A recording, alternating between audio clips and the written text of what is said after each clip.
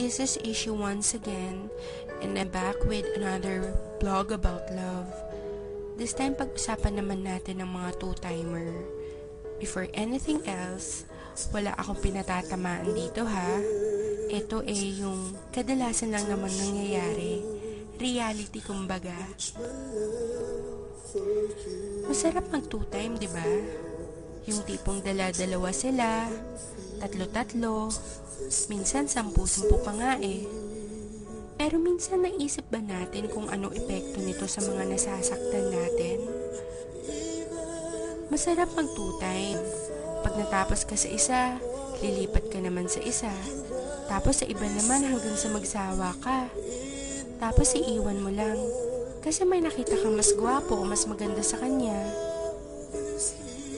Minsan pag nag-away kayo ng number 1 mo, damay-damay pati yung second, third, and so forth. Kawawa naman sila, no? Samantalang wala naman silang ginagawa sa'yo kundi ang intindihin ka at mahalin lang. Bakit nga kaya masarap mag two-time? Kasi hindi ka marunong makontento kung anong meron ng girlfriend or boyfriend mo? Kasi meron mas better sa present mo? O baka naman kasi selfish ka, ayaw mong i-let go yung present mo if it's for your own sake kahit nasasaktan mo na siya. Kasi Kasi sarili mo lang iniisip mo. Paano kung gawin sa'yo yun? Sa tingin mo makakaya mo? Sa tingin mo okay lang sa'yo? Di ba masakit din?